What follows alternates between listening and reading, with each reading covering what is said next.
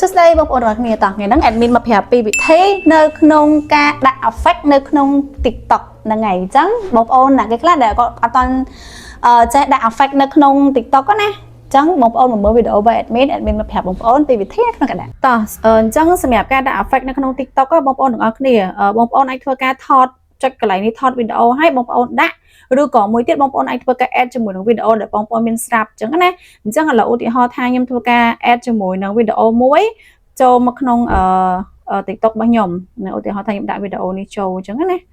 អញ្ចឹងដល់ពេលដែលបងប្អូនចុច add មកអញ្ចឹងហើយបងប្អូនកុំអាចចុច next តែចុច next បានថាយើងចុច pause វាអញ្ចឹងណាអញ្ចឹងពេលមកដល់កន្លែងនេះបងប្អូនធ្វើការចុចចូលមកកន្លែងសញ្ញានៅខាងលើនេះសិនមក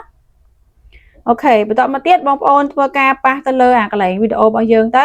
ហើយបងប្អូនទៅរកពាក្យថា effect មកនេះបងប្អូនទាំងអស់គ្នាឃើញអត់អញ្ចឹងបងប្អូនធ្វើការចុចទៅលើកន្លែង effect ហ្នឹងទៅនេះបន្តមកកន្លែងនេះវាមាន effect អីឲ្យយើងច្រើនឃើញអត់បងប្អូនអញ្ចឹងសម្រាប់បងប្អូនថតឲ្យចង់របៀបថាដាក់ជាអារបៀប effect ចូលទៅក្នុងវីដេអូឃើញទេលក្ខណៈអញ្ចឹងណាបងប្អូនអាចធ្វើការដាក់បាននៅក្នុង TikTok ហ្មងនិយាយទៅវារៀងស្រួលដែរអញ្ចឹងណាយើងមិនចាំបាច់ចូលទៅ CapCut អីទេយើងថតទៅវីដេអូហើយយើងធ្វើការដាក់អញ្ចឹងមកនេះឃើញអត់ effect បេះដូងបេះអីអញ្ចឹងមកបងប្អូនទាំងអស់គ្នាចាអញ្ចឹងនៅពេលដែលបងប្អូនជ្រើសរើស effect ដែលបងប្អូនស្រឡាញ់ពេញចិត្តហើយលោកឧទាហរណ៍ថាខ្ញុំពេញចិត្តជាមួយនឹងមួយនេះចឹង